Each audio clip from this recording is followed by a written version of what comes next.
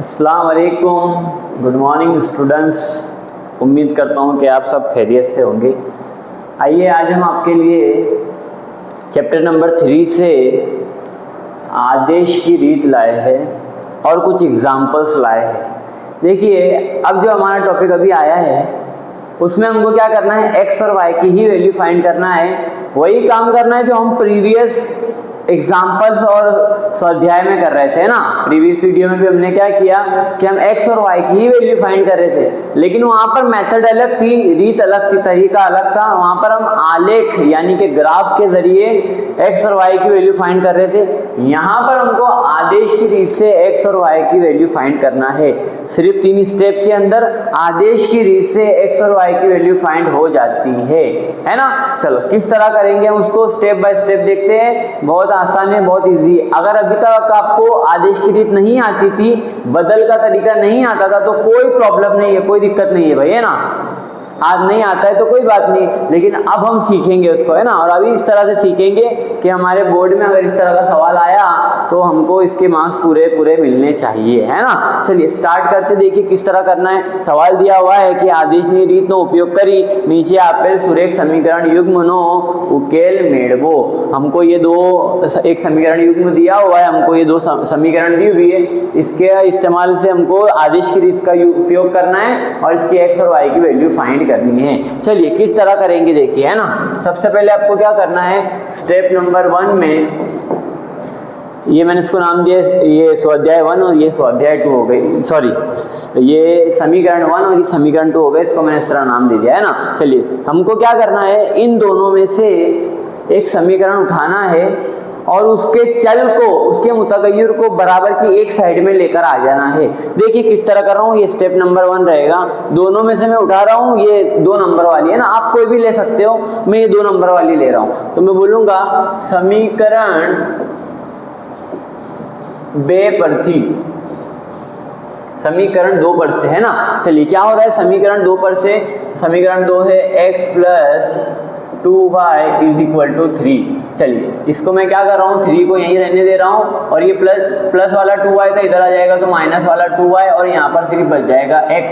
इसको नंबर दे दिया है मैंने समीकरण नंबर 3। देखिए भाई क्या किया, तो कुछ भी नहीं किया, सिर्फ समीकरण 2 को उठाया और उसके x को बराबर के एक साइड में कर दिया और बाकी जितना भी मटेरियल बचा था, जितनी भी वैल्यू बची थी, उसको बराबर की अगली साइड में कर दिया। ये बन गई समीकरण नंबर 3। चलिए स्टेप नंबर 2 क्या करना है, स्टेप नंबर 2 में तो x ની આ કિંમત સમીકરણ 1 માં મુકતા अब हम क्या करेंगे कि समीकरण 1 के अंदर x की ये वैल्यू को रखेंगे, है ना। चलिए समीकरण 1 क्या है, तो वो है 7x - 15y = 2। चलिए 7 की जगह पर 7, x की जगह पर, तो x की जगह पर अब ये रखना पड़ेगा हमको 3 - 2y - 15y = 2। चलो ये हो जाएगा 21, 7 × 21 प्लस माइनस माइनस 7 दूनी 14 y - 15y = 2, है ना। ओके, इसको 2 को यही रहने दो, ये प्लस वाला 21 इधर जाएगा तो माइनस वाला 21 और इन दोनों को भी सोल्व कर लो। ये -14 और ये -15, तो ये हो जाएगी -29y। ऐसी हो जाएगी ना, बिल्कुल ऐसे हो जाएंगे। देखो भाई कितनी आसान तरीके से हम इसको सॉल्व कर रहे हैं ना। ये हो जाएगा -19 और ये हो जाएगा -29y। चलिए आगे का स्टेप देखिए।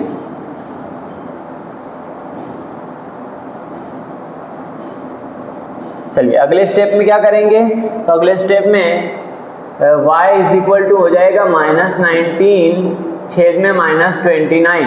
ये जो 29 गुणाकार में था y के साथ, इधर आएगा तो भागाकार में। चलो ये माइनस माइनस कट जाएगा। अब y = क्या बचेगा, 19 के छेद में 29। तो देखो भाई ये वैल्यू हमको मिल गई, किसकी वैल्यू मिल गई, y की, है ना। एक काम हो गया, सिर्फ अब हमको x मालूम करना है, x फाइंड करना है ना। चलिए किस तरह x को फाइंड करेंगे, स्टेप नंबर 3 से। क्या होती है स्टेप नंबर 3, तो स्टेप नंबर 3 में ये करना होता है कि y ની आ कीमत समीकरण 3 में मुकता।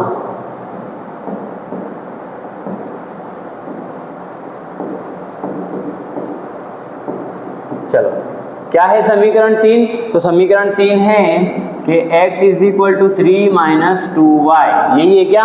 ओके यही है। चलो तो 3 की जगह तो 3 रख दिया, माइनस 2 की जगह 2, लेकिन y की जगह पर हमने क्या रखा? 19 के छेद में 29। चलिए आप 3 को रहने दो एज इट इज, माइनस 2 जो है वो 19 के साथ मल्टीप्लाई कर रहा है। ओके तो कितना हो जाएगा? 19 का 2 से मल्टीप्लाई करेंगे तो 38 और छेद में 29 एज इट इज, है ना। चलिए अब यहाँ पर कुछ नहीं है छेद में, यानी कि 1 है, तो यहाँ पर भी 21 लाना पड़ेगा नसबनुमा को सेम करने के लिए, छेद को बराबर करने के लिए। तो अगर मैं आगे करते हैं इसको,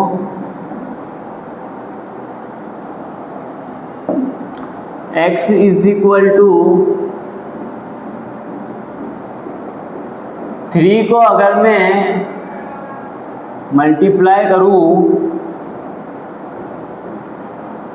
29 से 3 को मल्टीप्लाई करूं तो छेद में भी ऑटोमेटिक 29 आ जाएगा, माइनस ऊपर कितना है 38 और छेद में 29।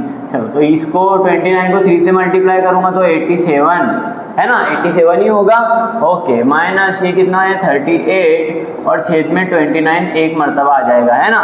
चलो तो 87 में से 38 माइनस करेंगे तो कितना बचेगा? ये बचेगा 49। तो 49 माइनस 29 ये क्या आ गया? तो x आ गया। तो आप लिख देंगे, क्या लिखेंगे कि भाई x बराबर 49 के छेद में 29 और y के छेद में 19 के छेद में 29। तो देखो भाई कितना आसान तरीका था, कितनी इजी मेथड थी x और y की वैल्यू फाइंड करने की। किसकी रीत से, किसके तरीके से? तो आदेश की रीत से, है ना। 3 स्टेप में, 1 2 और 3 स्टेप में हो जा रहा है, ठीक है। वीडियो को 1-2 मरतबा आप अगर देखेंगे ध्यान से तो आपको ये पूरी मेथड जो है वो समझ में आ जाएगी, है ना। चलिए आगे बढ़ते हैं थोड़ा।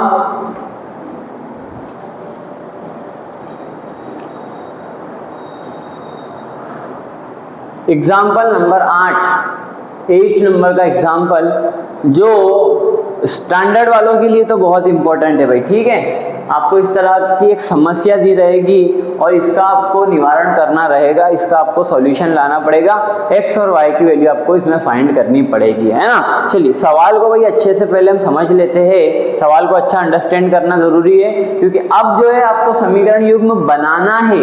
इससे पहले वाले क्वेश्चन में रेडीमेड हमारे पास में समीकरण युग्म था तो हम उसका सॉल्यूशन ला रहे थे। यहाँ पर पहले हमको समीकरण युग्म बनाना है, उसके बाद उसका हम सॉल्यूशन लाएंगे। ओके चलो किस तरह करेंगे भाई इसको देखिए।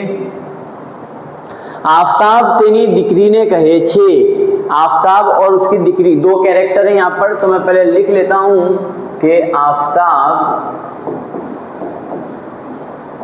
उसको मैं x बोल रहा हूं, और दिकरी है ना उसकी डॉटर, तो उसको मैं y बोल रहा हूं। ओके ठीक। 7 वर्ष पहला मारी उम्र ते वक़्तनी तारी उम्र करता 7 गणी हती। ओके भाई क्या बोल रहा है भाई, देखो हाँ 7 वर्ष पहला मेरी जो उम्र थी तो तेरी उम्र से 7 गुना ज्यादा थी। देखो भाई अंडरस्टैंड करना पड़ेगा सवाल, बात हुई है 7 वर्ष पहला की। आप उसको इस तरह से समझिए कि अभी जो मेरी एज है वो 23 है ना, 23 साल की अभी मेरी उम्र है, तो 7 साल पहले मेरी उम्र कितनी होगी? तो आप बोलेंगे सर आपकी उम्र 7 साल पहले 3 और 4 साल 16 साल होगी, है ना। अगर अभी मेरी एज 23rd ईयर है तो 7 साल पहले मेरी उम्र कितनी होगी? तो 16 साल होगी। तो आपने 23 में से 7 को क्या किया? माइनस किया। इसीलिए हम लिखेंगे कि 7 साल पहले आफताब की उम्र कितनी थी? तो वो थी x - 7। समझ रहे हो नहीं समझ रहे हो भाई? अभी आफताब की एज है x, तो 7 साल पहले कितनी होगी? तो होगी x - 7, इतनी ही होगी ना। इस पर से आप समझ गए होंगे, ठीक है। चलिए बराबर काउंस में मैं लिख रहा हूं पहले y - 7, ये y - 7 ये किसकी उम्र है? तो 7 साल पहले दिकरी की, आफताब की दिकरी की। लेकिन बोला कि भाई मेरी जो उम्र थी वो तेरी उम्र से 7 गुना ज्यादा थी, इसलिए गुणाकार करेंगे 7 से। किसको गुणाकार करेंगे? तो उसकी बेटी की एज को। अच्छे से समझिए। हाँ, 7 साल पहले जो आफताब की एज थी वो कितनी थी? तो उसकी बेटी की एज से 7 गुना ज्यादा, इसलिए इस तरह की वो समीकरण बनेंगी। चलिए इसको भी आगे हम सॉल्व कर लेते। ये हो जाएगा x minus 7 is equal to 7y minus 7 7 का 49। ओके, 7y माइनस 49, और ये 7 माइनस में इधर आएगा तो प्लस में 7 हो जाएगा, यहाँ पर बच जाएगा सिर्फ x। ओके, ये हो जाएगा 7y plus minus minus 42, x बराबर 7y माइनस 42। ये हो जाएगी आपकी समीकरण नंबर 1। भाई इतना समझे नहीं समझे? आप नहीं समझे तो फिर से वीडियो को पीछे कीजिए और देखिए, मैंने अल्हम्दुलिल्लाह अच्छे तरीके से, आसान तरीके से समझाया है, आप समझ जाएंगे। ठीक है, चलिए अब आते हैं हम समीकरण नंबर 2 पर कि समीकरण 2 किस तरह से बनेगी। बस समीकरण युग्म को इसमें बनाना वो कमाल की बात है, बाकी तो बहुत आसान सवाल है, कुछ नहीं दिया हुआ है सवाल के अंदर, बड़ा आसान सा सवाल है। चलो समीकरण 1 तो आपने बना ली है। चलिए अब हम बात करेंगे समीकरण नंबर 2 की। चलो समीकरण 2 किस तरह बनेगी? हवे पछीना 3 वर्ष पछी, अब 3 साल के बाद, अभी मेरी उम्र है, वही बात बोल रहा हूँ फिर से, 23 है। मैं अगर आपसे पूछूं कि भाई 3 साल के बाद मेरी उम्र क्या होगी, आप बोलेंगे सर 3 साल के बाद में आपकी उम्र होगी 26 साल। कैसे बोला आपने? तो आपने इस 23 में प्लस कर दिया 3 को, तब जाकर 26 हुई ना। तो अब हम क्या बोलेंगे? अब हम बोलेंगे कि x प्लस 3 आफताब की उम्र 3 साल के बाद, तो उसकी बेटी की उम्र कितनी हो जाएगी? हो जाएगी y प्लस 3। और आगे भी कुछ बोला है आफताब ने, क्या कहा है कि पछीना 3 वर्ष पछी मारी उम्र तारी उम्र ते वक़्तनी उम्र करता 3 गणी हशे, 3 गुना होगी। अगर आपको ये समझ में आया है ना, तो मैं दावे से कहता हूं कि ये भी आपको डेफिनेटली समझ में आ गया होगा। ये बात जो हो रही थी वो 7 साल पहले की हो रही थी, और अभी जो बात हो रही है वो 3 साल के बाद की बात हो रही है ना। जब भी बाद की बात आएंगी वहाँ प्लस, और जब भी बात पीछे की आएंगी वहाँ पर माइनस करेंगे। चलिए इसको भी सॉल्व कर लेते हैं उसी तरह से। ये हो जाएगा 3y प्लस प्लस प्लस, ये हो जाएगा 3 3 9, ये प्लस में है, इधर आएगा तो माइनस में, तो ये हो जाएगा 3y और ये हो जाएगा प्लस 6, और यहाँ पर बच जाएगा सिर्फ x। इसको बोलेंगे हम समीकरण नंबर 2। देखो भाई समीकरण दोनों हमने बना लिया है, कितने आसान तरीके से, कितने अच्छे तरीके से बना लिया है। कोई दिक्कत, कोई परेशानी नहीं सर? समझ में आ रहा है जो आप समझा रहे हैं, ये उम्मीद कर रहा हूँ मैं आपसे, है ना। चलिए आगे बढ़ते हैं। अब ये सवाल तो जो है वो 2 स्टेप में ही हो जाने वाला है। क्यों 2 स्टेप में हो जाने वाला है? क्योंकि हम स्टेप नंबर 1 में क्या कर रहे थे, एक चल को, है ना, एक मुतगय्यर को एक साइड में कर रहे थे हम। देखो यहाँ पर भी दोनों जगह पर बराबर है, तो अब वो हमको करने की जरूरत नहीं है। चलिए अब स्टेप नंबर 1 में हम क्या करेंगे वो देखिए।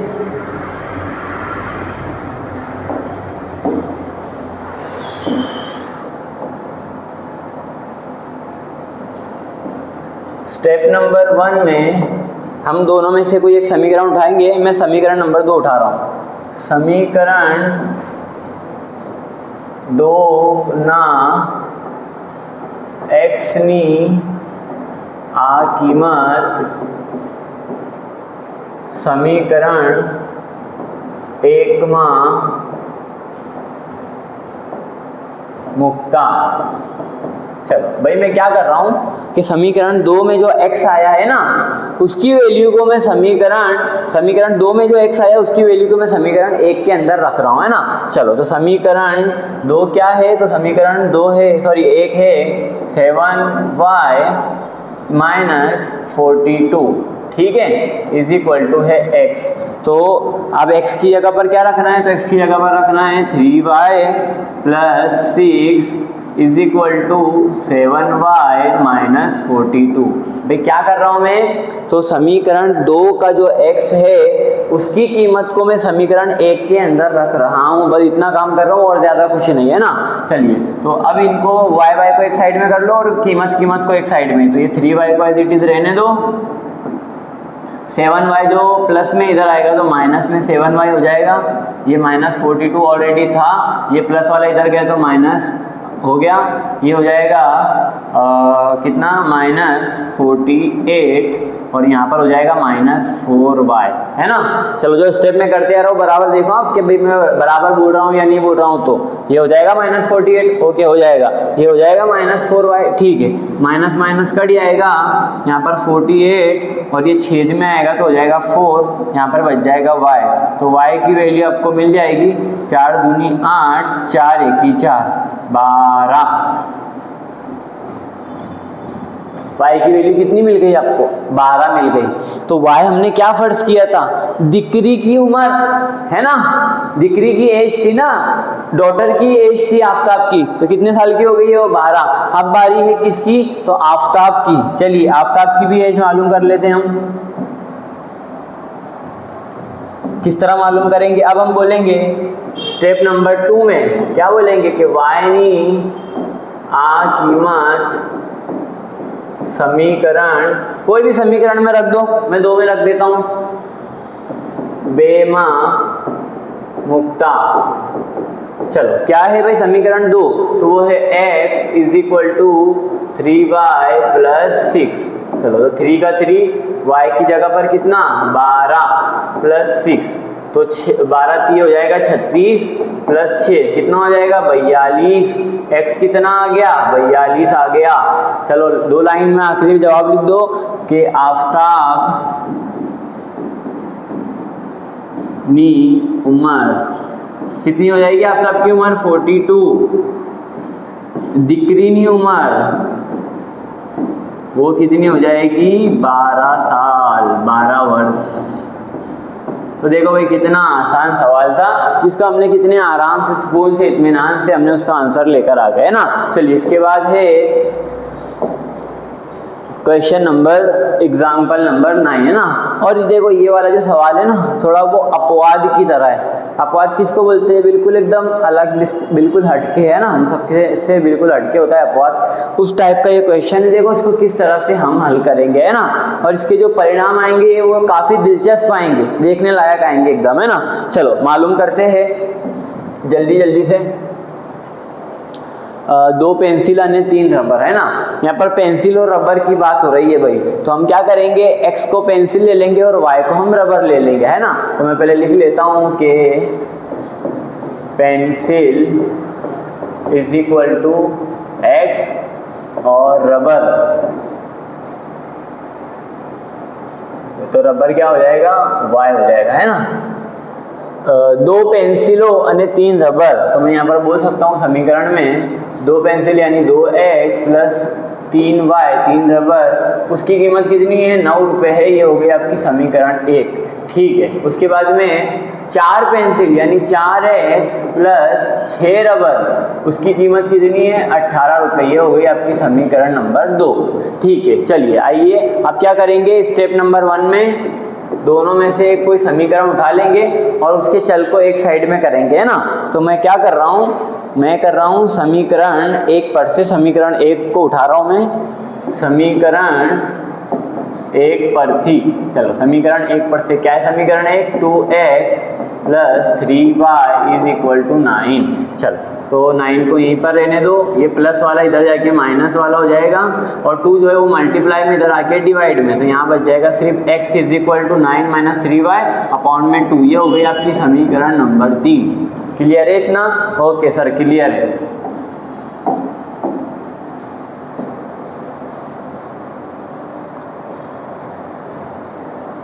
चल कोई बात नहीं, आगे बढ़िए। हाँ अब स्टेप नंबर 2 में क्या करते हैं हम कि x नी आ कीमत समीकरण, कितनी समीकरण में रखेंगे आप 2 में रख देते हैं ना, बेमा मुक्ता। चलो समीकरण 2 में रख दिए। क्या है समीकरण 2?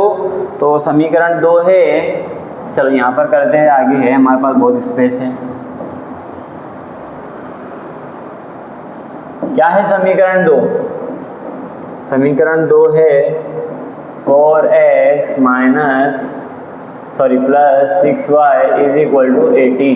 चलो 4 की जगह पर 4, x की जगह पर क्या रखेंगे? तो x की जगह पर ये रखेंगे 9 माइनस में 3y छेद में 2 plus 6y is equal to 18। चलो जो पहले कट रहा है उसको काट दो, 2 1 की 2, 2 दूनी 4। अब यहाँ पर 2 बचा है, 4 नहीं बल्कि 2 बचा है। 2 को 9 से गुणाकार करो तो ये हो जाएगा 18, माइनस 2 को 3 से करो तो ये हो जाएगा 6y plus 6y is equal to 18, है ना।